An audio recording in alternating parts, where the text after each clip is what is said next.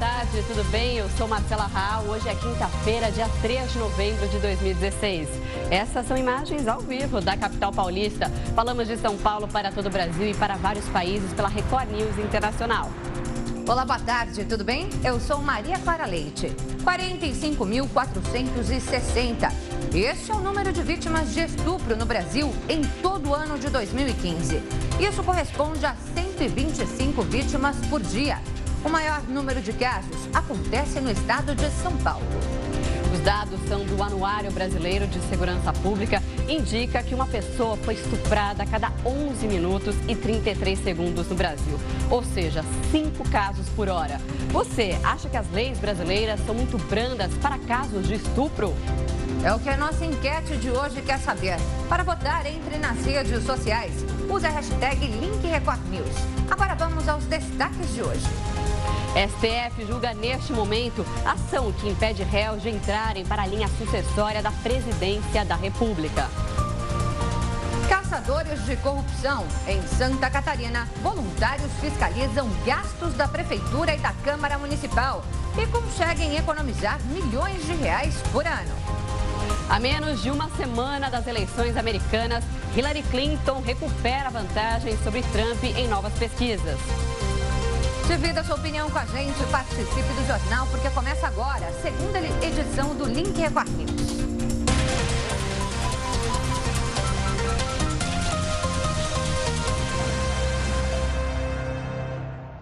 E a gente abre esta edição do Link Record News com informações de que o Supremo Tribunal Federal julga neste momento uma ação apresentada pela Rede Sustentabilidade para que parlamentares réus não possam assumir os cargos de presidente da Câmara e também do Senado. É verdade, a repórter Vanessa Lima já tem mais informações pra gente. Vanessa, boa tarde. Olá, pessoal do Link Record News. O Supremo avalia se o presidente do Senado, Renan Calheiros, que é alvo de investigações na corte, pode assumir o comando do país no caso de viagem de Michel Temer e também de Rodrigo Maia. O assunto é o primeiro item da pauta e foi batizado de Ação Renan. Aliados de Renan Calheiros afirmam que não há nenhuma preocupação específica dele no momento, já que, pelo menos por enquanto, Renan Calheiros não é réu em nenhum dos 12 processos nos quais é investigado. Voltamos ao estúdio da Record News. Obrigada, Vanessa. A gente vai agora com imagens ao vivo do Supremo Tribunal Federal, onde já acontece esse julgamento da ação protocolada pela rede, que pede, então, que réus não possam ocupar cargos na linha sucessória, ou seja, que não possam ser presidentes do Senado e nem da Câmara. A gente lembra que o presidente do Senado, Renan Calheiros, ainda não é réu, mas ele é alvo de 11 inquéritos e uma investigação no STF. Ainda ele não é réu, portanto, ele poderia continuar.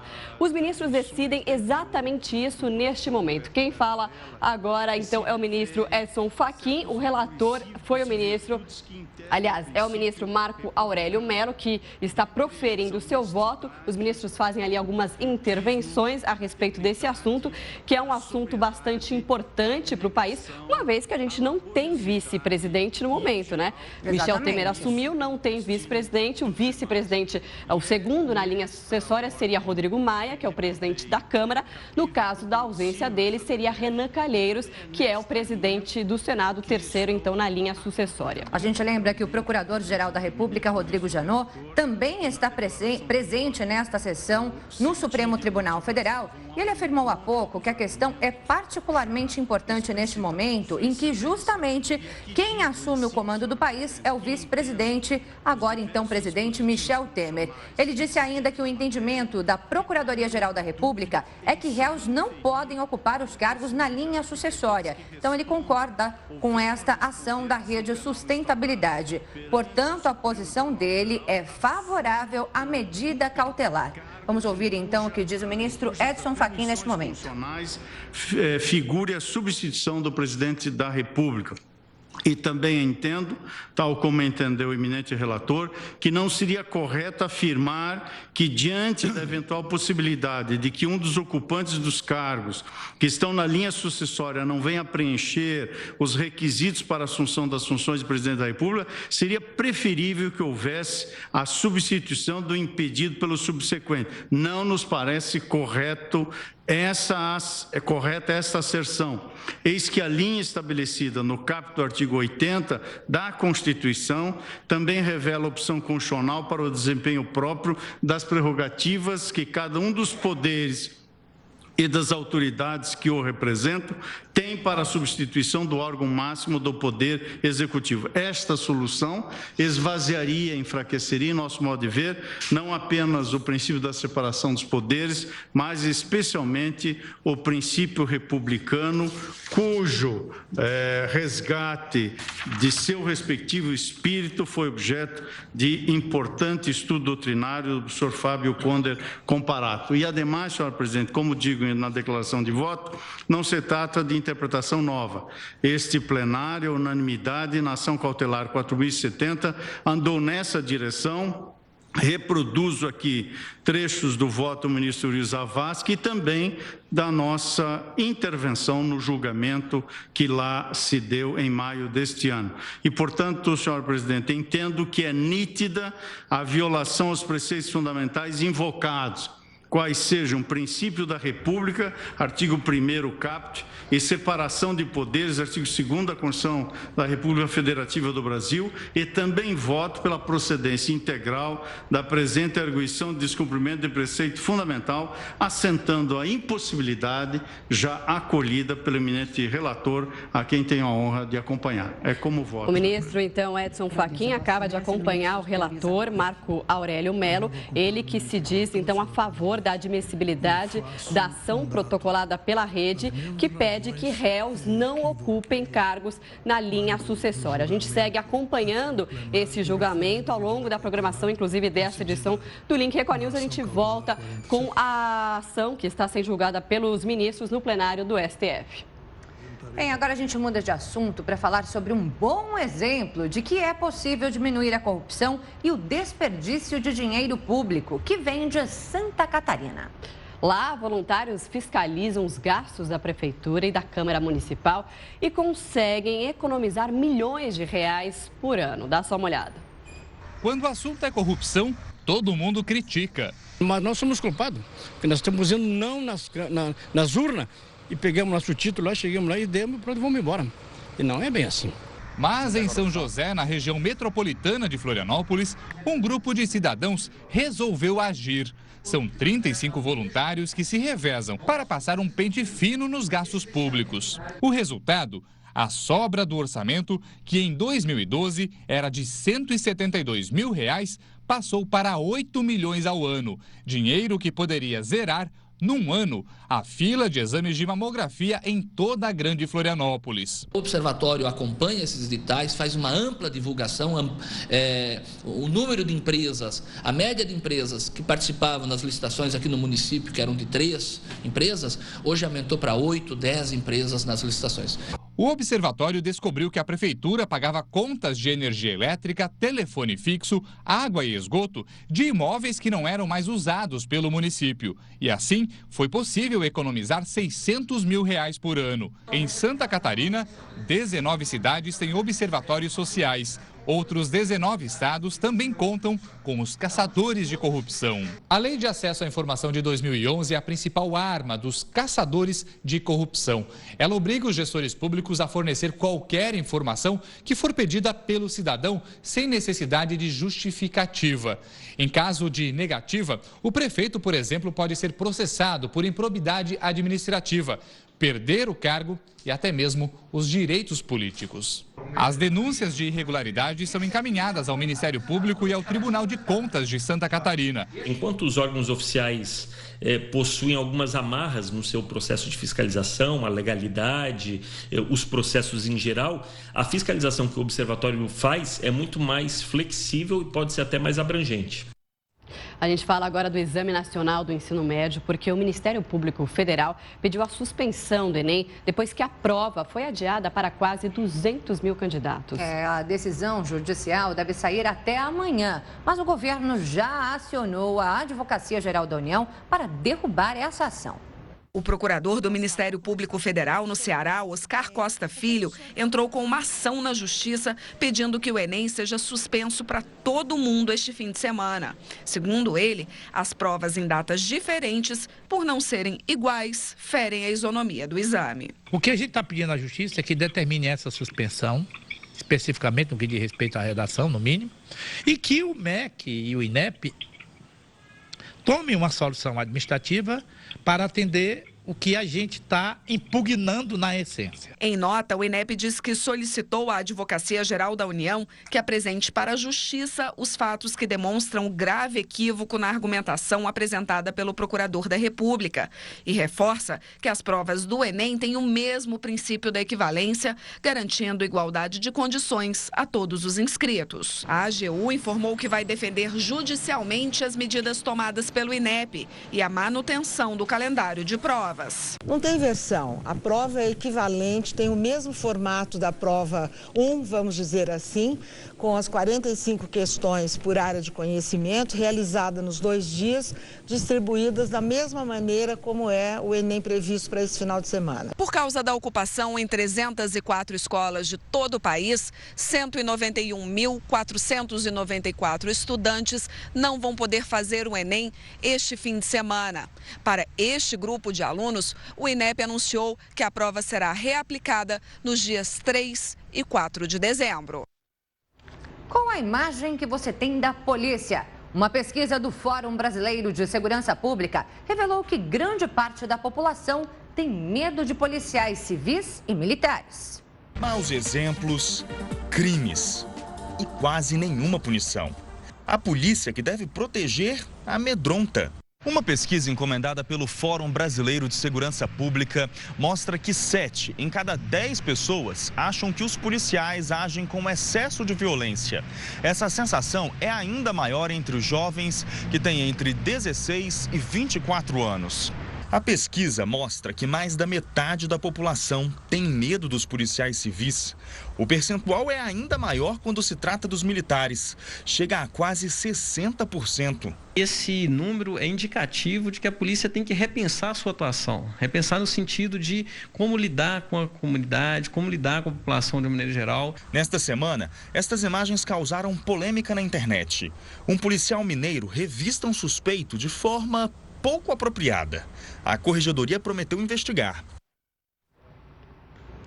No Brasil, mais de 5 pessoas foram estupradas por hora, também segundo dados do 10º Anuário Brasileiro de Segurança Pública.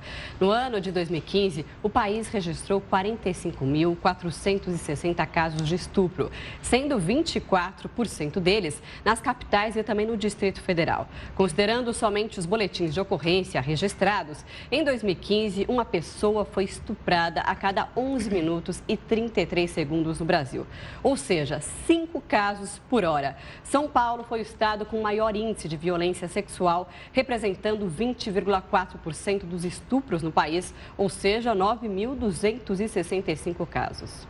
Os dados de 2015 apresentam uma redução de 761 casos, 7,6% em relação a 2014, quando foram registrados 10.026 estupros no estado. Já Roraima foi o estado com o menor número de estupros registrados, 180 casos no total. Pesquisa Datafolha, encomendada pelo Fórum Brasileiro de Segurança Pública, aponta que 85% das mulheres brasileiras têm medo de ser vítima de agressão sexual. Agora, sobre esse tema, a enquete do dia. Você acha que as leis brasileiras são muito brandas para casos de estupro? Para votar nas redes sociais, entre no Twitter e no Facebook da Record News. Comente, participe, use a hashtag #LinkRecordNews. Ou vote também, aliás, mande a sua opinião para a gente por meio do nosso WhatsApp. Número é o DDD 11, número 95307-1851. Nós esperamos a sua participação. Bom, enquanto você participa, a gente segue com outros destaques aqui no Link Record News. Faltam 5 dias para as eleições presidenciais dos Estados Unidos. E a democrata Hillary Clinton recuperou a vantagem sobre o republicano Donald Trump, de acordo com 2 novas sondagens nacionais que foram feitas. A pesquisa Reuters mostrou a vantagem da democrata voltando à margem que ela tinha na semana passada. disparada, de 6 pontos de diferença sobre Trump. Outro levantamento, encomendado pelo New York Times, colocou Hillary com 3 pontos à frente do magnata. Muitas pesquisas nacionais nesta semana mostraram a vantagem de Hillary encolhendo e até uma virada de Trump desde o ressurgimento da polêmica sobre o uso pela democrata de um e-mail particular quando ela era secretária de Estado. Mas, de acordo com as pesquisas, a maioria dos eleitores afirma que as revelações tardias sobre ambos os candidatos não fizeram diferença significativa para eles. Bem, para mais detalhes sobre essa corrida na eleição americana, nós vamos agora ao vivo a Miami com a nossa repórter Tina Roma. Ela vai falar para a gente, então, como é que está a reta final das eleições lá nos Estados Unidos. Olá, boa tarde, Tina, tudo bem? Boa tarde.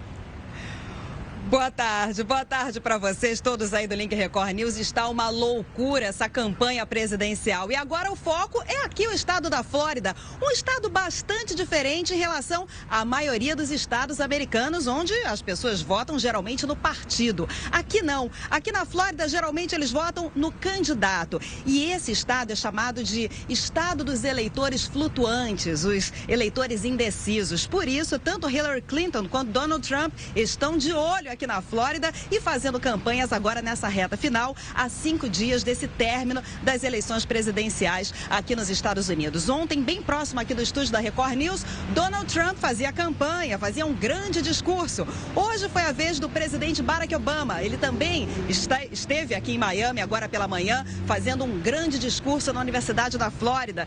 E foi energético. Falou que Donald Trump está desqualificado para o cargo de presidente dos Estados Unidos. Hillary também esteve por aqui, assim como Bill Clinton, enfim, todos fazendo campanha agora, nesse momento, aqui no estado da Flórida, tentando aí, de alguma forma, conseguir esses eleitores indecisos. Agora, como nós estamos vendo, na semana passada, Hillary Clinton estava à frente. Até ontem, Donald Trump estava à frente. Agora, já tivemos essa nova mudança com Hillary Clinton novamente à frente aqui nas pesquisas. A cada dia uma novidade, a cada dia um novo escândalo. E muita coisa pode acontecer, então, até a próxima terça-feira, agora dia 8 de novembro, quando nós teremos o último dia, o dia decisivo para saber quem será o novo presidente dos Estados Unidos. A gente perdeu o contato com a Tina. Ah, Tina, então realmente a disputa está bem acirrada aí nos Estados Unidos. Agora você também tem um outro destaque para trazer para a gente que não tem nada a ver com eleições, não é isso?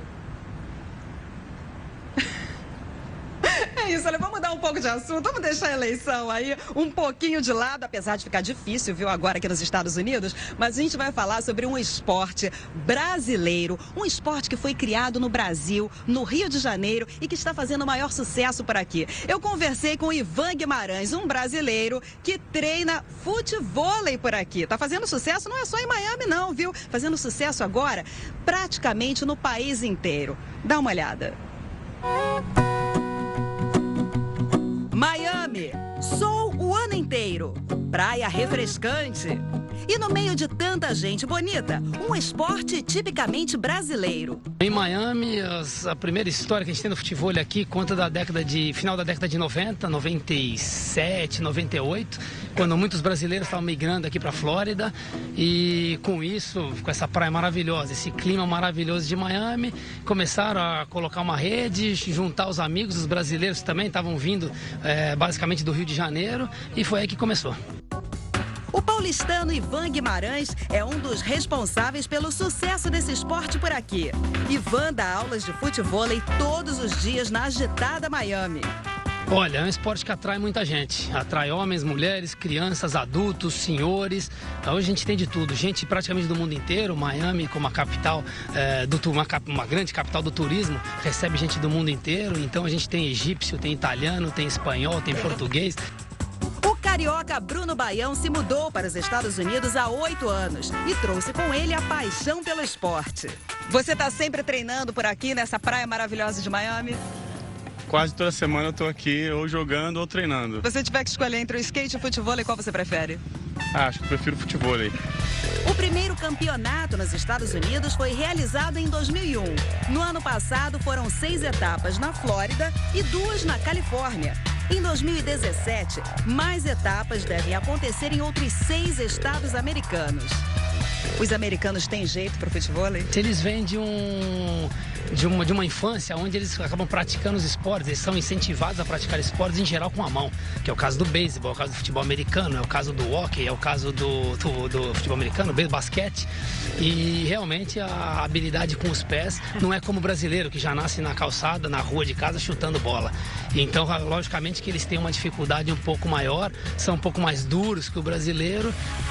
A próxima Olimpíada, em Tóquio, em 2020, vai incluir novas competições como karatê, surf, beisebol, skate e escalada esportiva.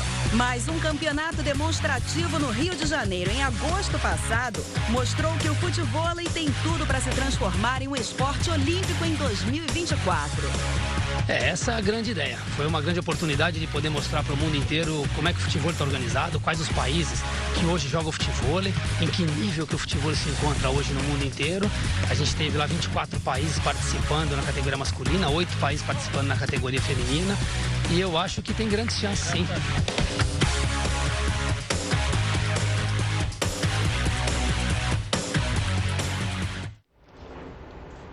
Só que legal, a gente fica aqui na torcida, hein? Tem um esporte tipicamente brasileiro, criado no Brasil, fazendo parte dos Jogos Olímpicos. Meninas, eu tô aqui torcendo por isso. Legal, Tina. A gente também está aqui na torcida. Tomara, né, que o futevôlei se torne uma modalidade olímpica. Quem sabe? É um sucesso, faz tanto sucesso aqui no Brasil. O Brasil vai sair na frente se tiver, hein? E a gente deseja já muito sucesso para o nosso atleta aí nos Estados Unidos. Obrigada pela sua participação, Tina. Obrigada. Bom, a gente segue agora com outros destaques. A gente fala de comida, de esporte para a comida. Uma tendência gastronômica que começou no Japão, invadiu a internet. Você vai conhecer agora a culinária em miniatura. Tão pequena que nem parece comida de verdade. Dá só uma olhada. Utensílios que parecem saídos de casas de bonecas.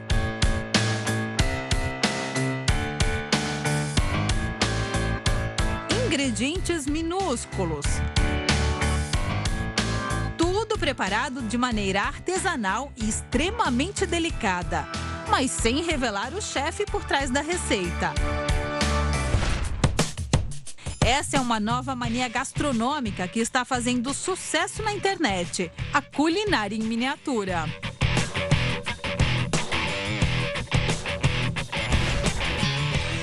Os tutoriais mostram o passo a passo de cada micro-refeição. Nessa mini sala, por exemplo, a cebola e a cenoura são milimetricamente cortadas. A frigideira é untada, o ovo de codorna se junta aos outros ingredientes. Esse outro vídeo ensina a fazer um mini bolo de gelatina, que é servido em uma graciosa mesa de madeira. E na brincadeira, até o brócolis tem vez. Os pequenos arbustos viram decoração na minúscula mesa de centro.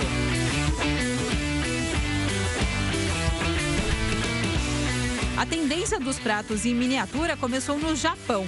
É de lá que vem o conceito kawaii, um adjetivo que descreve o estilo de vida que remete à fofura e inocência. Os milhares de fãs assistem hipnotizados aos vídeos caprichados e ricos em detalhes. Agora impressiona mesmo, né? Os detalhes e a beleza dos pratos, né? São pratos, até a gente comentava, gourmet, são todos bonitinhos, bem feitinhos, muito bacana, né? Feitos por verdadeiros chefes, né, Marcela? E comida de verdade, a criançada também deve pirar nisso, né? Imagina. Parece de brincadeira realmente. Bom, e no próximo bloco, a sua opinião aqui no Link Record News. E ainda, Natal salgado. Produtos que compõem a ceia de Natal estão mais caros neste ano. Continue com a gente, o Link Record News volta já. 3h29 da tarde, pelo horário brasileiro de verão. O Link Record News já está de volta com o tema da nossa enquete de hoje, assunto polêmico. É assunto polêmico porque foram divulgados dados alarmantes pelo Anuário Brasileiro de Segurança Pública, que mostra que a cada hora acontecem 5 casos de estupro por dia no Brasil. São 5 casos de estupro a cada hora e 125 casos por dia. E diante desse fato, desses dados que são realmente alarmantes, a gente pergunta para você se você acha que as leis são muito brandas em relação a casos de estupro. Para votar é só usar a hashtag #LinkRecordNews ou ainda mandar a sua mensagem, a sua opinião pelo nosso WhatsApp. O número vai aparecer aqui embaixo, é o 95307-1851 e já tem participação sobre esse tema, né, Clara? Tem sim, participação inclusive que chegou por meio do nosso WhatsApp. Quem enviou foi a Elizabeth de Rio Grande, no Rio Grande do Sul. Ela diz o seguinte: no Brasil, com certeza, as penas são brandas, deveriam ser revistas. Prisão perpétua é um início. Opinião da Elizabeth registrada, então, dizendo que as penas, sim, são muito brandas aqui no Brasil para os casos de estupro.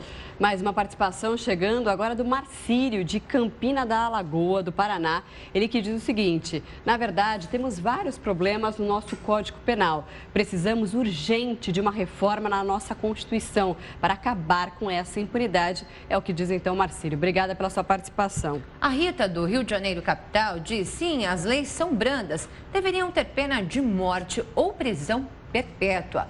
Fica registrada a opinião dela, então. Obrigada, Rita. Mais uma do Edmilson, de Mairiporã, São Paulo. Ele que diz: esse tipo de crime deve ser punido com prisão perpétua e ainda devem trabalhar para ganhar o sustento dentro da cadeia. É o que diz então o Edmilson. Obrigada pela sua participação e você pode continuar participando sobre esse tema da nossa enquete do dia. E no final dessa edição a gente traz o resultado final da enquete para você. Bem, agora a gente segue com outros assuntos, agora falando da cesta natalina, que ficou mais salgada, viu? Os produtos que compõem a ceia de Natal estão mais caros neste ano. A principal vilã é a variação do dólar. E além da alta dos alimentos, produtos importados subiram de preço. Mesmo assim, os comerciantes estão otimistas.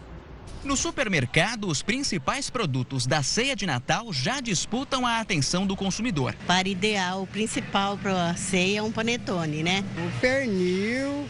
A projeção de faturamento dos supermercados para o mês de dezembro é baixa em relação a anos anteriores. Segundo a Associação Paulista de Supermercados, as vendas devem aumentar apenas 1%. Apesar de pequeno, o índice já pode ser considerado uma reação diante da crise. Ele não vai gastar o seu dinheiro com bens duráveis, uma troca de um carro, uma viagem, e com isso a gente vai ter uma ceia mais farta, uma expectativa maior de venda para esse final de ano. Mesmo que o consumidor faça um esforço para manter a tradição da ceia de Natal, os preços não devem agradar nada, viu? É que os itens mais procurados nessa época do ano estão 12% mais caros. O preço do peru, que nos últimos 12 meses teve queda, pode subir até 10%. Castanhas, nozes e frutas secas vão ter aumento de 7%. Os espumantes vão custar 12% a mais para o consumidor. E o panetone, um dos queridinhos do Natal, também não deve escapar dos preços altos. Bacalhau, nozes, tâmaras, castanhas são produtos importados que foram incorporados ao nosso hábito de consumo pela imigração europeia, e tudo isso é cotado em dólar e euro, e por isso acaba também impactando o custo dessa cesta de Natal para o final do ano. Bem, de qualquer forma, ontem nós vimos uma reportagem falando que os fabricantes não vão colocar aí toda a inflação de todos os produtos, pelo menos no panetone. Vamos ver como é que vai ser aí no final do ano, né? Bem, agora a gente fala sobre a doença de Chagas, porque o Pará lidera o ranking de casos da doença no Brasil. Só neste ano, quase 200 pessoas foram infectadas no estado. Para quem sofre com a doença, uma boa notícia. Pesquisadores da Universidade Federal do Maranhão descobriram uma planta que pode revolucionar o tratamento. Pode estar no Cerrado brasileiro a grande aliada no tratamento da doença de Chagas. É a cervejinha do campo, esta planta medicinal florida que também é usada como diurético. A descoberta é desta pesquisadora da Universidade Federal do Maranhão. A cervejinha do campo promete uma redução considerável dos sintomas. Seria um alívio e tanto para a Gilciane e Dona Luzia. Mãe e filha ficaram quase um mês com febre alta quando a doença apareceu. Cansaço, falta de ar, enjoo, manchas por toda a pele, por todo o corpo. A doença é causada pelo protozoário Trypanosoma cruzi e transmitida pelo barbeiro. O contágio mais comum é pelo consumo de alimentos contaminados pelas fezes do inseto. Na casa de Dona Luzia, por exemplo, foi depois de tomarem um açaí. Mais de 70% dos casos de todo o país estão no Pará. Só neste ano, 191 pessoas foram infectadas no estado. Em todo o ano passado, foram 235. E o tratamento para a doença é delicado, feito com apenas um tipo de remédio que traz efeitos colaterais fortes. A primeira semana com o tratamento foi a pior semana que teve, porque você já estava mal. Eu fiquei pior. Eu tive que piorar para melhorar. A população doente de Chagas precisa de fármacos que sejam eficazes na fase inicial, que esse é o grande problema, porque o benzonidazol ele não cobre 100%. Nós precisamos de um fármaco mais eficaz e com menos efeitos colaterais. Bem, tomara que essa planta venha realmente a revolucionar, né, esse quadro. Bem, no próximo bloco tem Fica a Dica aqui no Link Record News. E ainda a polêmica dos restaurantes que proíbem a entrada de crianças. Isso não é ilegal, mas já existe um projeto de lei que quer punir esse tipo de restrição. A gente mostra daqui a pouquinho. Até já.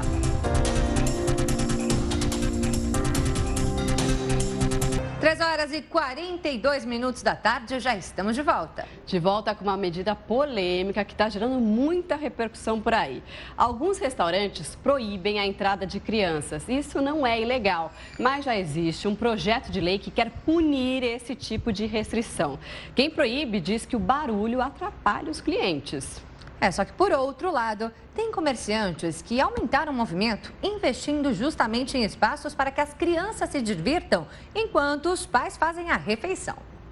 Se a especialidade da casa agrada a clientela na mesa, o ambiente e o cardápio de atividades fazem o gosto da criançada. Desenhar, assistir TV, várias coisas. É a rotina para muitas famílias que resolvem comer fora com as crianças. Elas ficam na volta, muitos loucos para ir embora. Quando tá junto com o irmão e aí os dois ficam, vamos embora, a gente acaba cedendo. Você perde a briga, né? Ai, perde. Tem que ir pra casa. Tem que ir pra casa.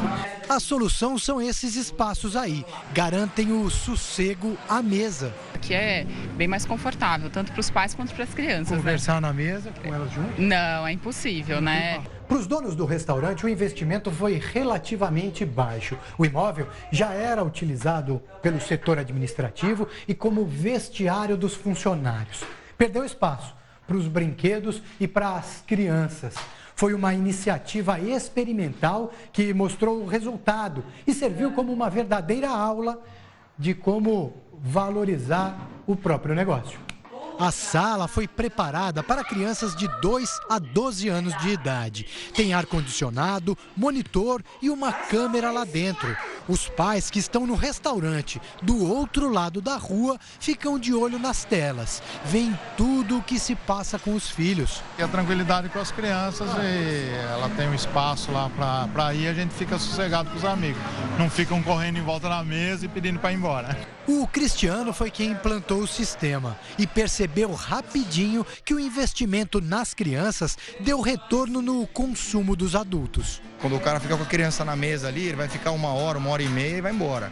Quando ele fica tranquilo, ele fica 3 horas, às vezes 4 horas sentado consumindo. Esse pessoal do violão aqui vai ficar quantas horas? Bom, se Deus quiser, até o final do dia, né? Dessa forma, não importa muito se o almoço vira, de repente, uma roda de música, daquelas que duram a tarde toda. A Rafaela sabe bem como se virar. Eles só falam coisas sobre adultos e isso, né, aí fica sem graça. Aqui tá bem mais legal. Tá, porque aqui tem várias crianças, aí você pode brincar. Você já almoçou ou não deu tempo? Já almocei. Comeu rápido? Fala a verdade. Um pouquinho. Pra correr pra cá. Bem, fica a dica, né? E a gente convida agora a nossa colunista do Portal R7, Débora Bresser. Olá, boa tarde, Débora, tudo bem? Tudo bem, Maria Clara, falar boa tarde. sobre uma foto polêmica, né? Pois é, Maria Clara, mais uma vez, a Gabriela Pugliese, que é uma musa fitness, ela está sendo reincidente no uso do Photoshop e no uso exagerado do Photoshop, né? Ela postou uma foto, ela está de férias com o namorado lá nos Estados Unidos, e ela postou uma foto com um grupo de amigos. Até aí, beleza, ela é a de biquíni rosa na foto. E o que os seguidores dela perceberam é que a moça que está ao lado dela está com um certo problema, não, na barriga. Eles notaram ali, porque esse pessoal é muito bom de observação, que houve realmente um uso exagerado do Photoshop. Ela quis diminuir a cintura dela, mas acabou estragando o corpo da colega que está do lado, né? Que ficou bastante deformado. Então, vocês veem aí que... e é uma menina tão bonita, ela já é super sarada, já tem um corpo lindo, então... Não teria necessidade de ficar fazendo isso e usando o Photoshop dessa forma, né? E agora não precisa nem ser muito detalhista para ver, porque ficou bem deformado o corpo da amiga dela, né? Uma cinturinha finíssima, né? Pois é, ela quis afinar a dela e acabou afinando muito a da amiga, né? Olha só, a gente ampliou um pouquinho a imagem, dá para ver um pouquinho melhor. E realmente ela é tão magra, né? Tão sarada, já não tem necessidade de ficar usando de forma exagerada o Photoshop. E eu acho que o grande problema, Marcela, é que como ela é um ícone, ela é um exemplo para muitas meninas, principalmente para adolescentes, acaba criando uma imagem inatingível, porque é óbvio que se é uma imagem manipulada, ela não é uma imagem real, essa pessoa não tem este corpo na verdade. Então as meninas acabam se espelhando em alguém que não é real, não é de verdade. Cria uma certa frustração, porque você nunca vai chegar naquele corpo, mas né? não vai mesmo, porque é uma imagem manipulada no Photoshop. Exatamente. E os internautas não perdoam, né? Não, eles ficam de olho, pegam e assim, é bom para as meninas também perceberem que tem uma manipulação nessas imagens e que elas não levem isso tão a sério, né? Não queiram ter isso como um exemplo, porque é isso, não vai conseguir nunca, a menos que, né, faça um Photoshop nas imagens, né? E essa busca também pelo corpo perfeito, acho que já é uma coisa mais do passado, né? Vamos ser felizes, ter um corpo saudável, que é o que importa. Pois é, e algumas têm, né? Algumas realmente são, né, naturalmente belas e maravilhosas, como várias cantoras. Né? E hoje saiu, sabe o quê? O pessoal brinca muito, fala que a questão de você ter um corpo ser muito maravilhosa é porque você tem muito dinheiro. E a gente soube hoje qual é o cachê de grandes cantoras internacionais. Olha, eu vou falar uma coisa, dinheiro não falta. Se elas quiserem fazer todos os tratamentos de beleza do mundo, vocês vão ver que elas têm de onde tirar. Entendeu? Dá para realizar todos os sonhos, inclusive, né? Dá para realizar, viu? Vamos dar uma olhadinha, então, agora no vídeo que a gente tem sobre isso. Taylor superou nos cifrões Katy Perry, que liderava o ranking e caiu para o 6º lugar. Aos 26 anos, Swift conquistou nos últimos 12 meses uma fortuna equivalente a 580 milhões de reais. O montante veio com o sucesso da turnê mundial do disco 1989 e com campanhas publicitárias. A segunda colocada da lista é a britânica Adele. O melhor resultado dela até agora, com um faturamento de 270 milhões de reais, menos da metade do valor ganho por Taylor Swift. Quem aparece em terceiro é Madonna. A rainha do pop conquistou 270 milhões de reais. Muito dinheiro, Pois né? para você ver que dinheiro realmente não é um problema para essas grandes divas da música. Então... Madonna tá ali em terceiro, mas não perde o posto, né? Não, menina. Sempre aparece ali nos primeiros lugares do ranking. É impressionante, né? Eu acho que das cantoras é a que tem maior longevidade, ganhando muito dinheiro e tendo essa repercussão em tudo que ela faz, né? Exatamente. E acho que o difícil é isso, né? Você manter essa repercussão e esse sucesso por tanto tempo.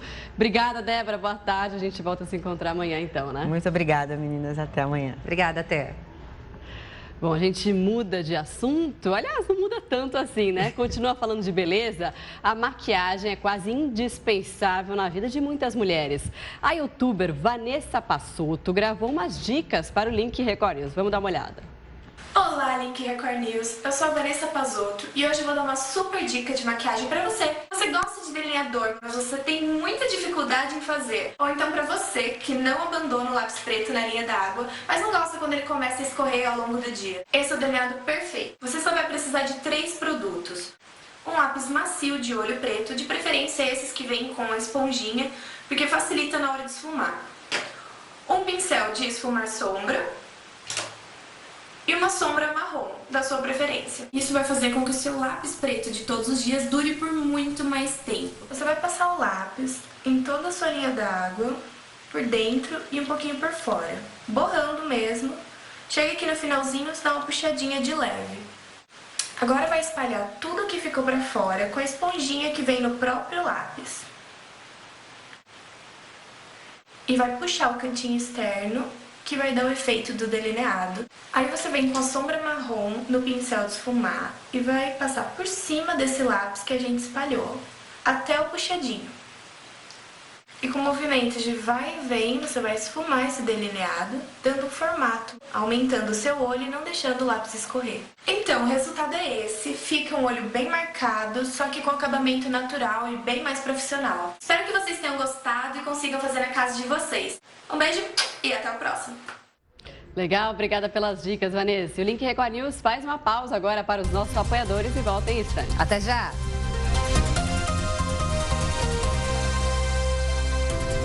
3h56 no horário brasileiro de verão. O Link Record News de volta agora com a sua participação. Exatamente, a gente revela então os dados do Anuário de Segurança Pública que foram divulgados hoje, mostrando que 45 mil pessoas foram estupradas no ano passado em todo o Brasil. Foram 125 estupros por dia. 5 por hora em todo o país, números alarmantes. Diante disso, nós perguntamos: você acha que as penas para estupro aqui em nosso país são muito brandas? Se você acha que sim ou se você acha que não, vote por meio das nossas redes sociais usando a nossa hashtag Link Record News. Ou então opine por meio do nosso WhatsApp DDD 11, número 95307-1851. Ainda tem alguns minutinhos para votar e opinar. Bom, enquanto isso a gente vai vendo a sua participação aqui na tela pelo WhatsApp. A participação que começa pela Valquíria de Campinas, São Paulo. Sim, o estuprador é incorrigível. Acredito que o estuprador não tem como retornar ao convívio social. Ele deve ser tratado e monitorado sempre, a opinião da Valquíria. Obrigada. Agora a participação do Ronaldo de Dom Pedro, Maranhão. As leis são brandas demais. Tinha que ter prisão perpétua para esse tipo, então, de crime. Obrigada, Ronaldo, pela sua participação. O Arailson, de Guarulhos, São Paulo, diz o seguinte: o nosso Código Penal deveria ser revisto e mudado, inclusive com relação ao menor de idade no caso deste tipo de crime. Deveria ser feito a castração química e prisão perpétua, tá certo? A opinião, então, do Irailson. A Vanusa de São Paulo, capital, diz o seguinte: as leis são muito brandas, sim. Consequentemente, a vítima acaba sendo punida devido à falta de leis mais rígidas para o agressor. Ela diz então que a punição fica para a vítima, né? Obrigada pela sua participação. Bom, a gente aproveita agora para agradecer a sua participação e mostrar o resultado final da enquete. A gente perguntou para você se você acha que as leis são muito brandas em relação aos casos de estupro. 70% disseram que sim, que acham que são muito brandas. E 30% disseram que não são muito brandas. Bom, a gente agradece a sua participação e amanhã tem uma nova enquete aqui no Link Record News. Agora a gente fala sobre a família de Marcos Martins, que é piloto que morreu após a queda do jato que comandava em agosto de 2014 e que matou ainda o ex-candidato à presidência, Eduardo Campos. A família dele vai receber uma indenização por danos morais, materiais e débitos trabalhistas. A decisão é da Justiça de São Paulo, que condenou o PSB, os empresários João Carlos Lira, Apolo Santana Vieira e a construtora AF Andrade a fazerem esse pagamento. O acidente, a gente lembra, aconteceu em agosto de 2014 e provocou a morte do piloto, de Eduardo Campos, do copiloto e mais 4 assessores. O piloto tentava pousar em Santos, no litoral de São Paulo, em um voo precedente do Rio de Janeiro. Em janeiro deste ano, o Centro de Investigação e Prevenção de Acidentes Aeronáuticos da Força Aérea divulgou um relatório sobre as causas do acidente, apontando que uma série de falhas dos pilotos, além da falta de treinamento e conhecimentos específicos sobre a aeronave, é que levaram à tragédia. A decisão da Justiça entendeu que o partido e os empresários contrataram os pilotos sem o treinamento necessário e, por isso, devem ser responsabilizados por omissão culposa, pela falta de instrução. A decisão entendeu ainda que o piloto sofreu uma forte pressão para cumprir a agitada agenda de Eduardo Campos. E uma última informação, a maioria dos ministros do Supremo Tribunal Federal votou hoje para impedir que um réu em ação penal possa assumir a presidência da Câmara, do Senado e do próprio STF. Na sessão, 6 dos 11 ministros da Corte votaram dessa maneira. O julgamento, porém, foi interrompido com pedido de vista do ministro Dias Toffoli, que disse precisar de mais tempo para analisar esse tema. Bom, ainda não há data para a retomada da análise e, portanto, para uma decisão definitiva da Corte sobre o assunto. Por esse motivo, a posição dos ministros, ainda que majoritária, ainda não tem poder para afetar a disputa para o comando da Câmara e do Senado em fevereiro do ano que vem. No julgamento, a Corte analisou uma ação do partido Rede Sustentabilidade, que argumenta ser inconstitucional que políticos processados por crimes estejam na linha de sucessão do presidente da República, podendo então substituí-lo em caso de ausência. Ficou assim, então, a sessão do STF de hoje. Outras informações você vai ter ao longo da nossa programação. Esta edição do Link Record News fica por aqui. Quer sugerir algum assunto para o jornal? Mande uma mensagem para o nosso WhatsApp. Participe nas redes sociais. Use a hashtag Link Record News. O Link Record News vai ao ar todos os dias em 2 edições, às 11 da manhã e às 3 da tarde. Fique agora com o Pet Channel. Continue participando pelas nossas redes sociais. Record News, informação para você crescer. Tchau, tchau. Até mais.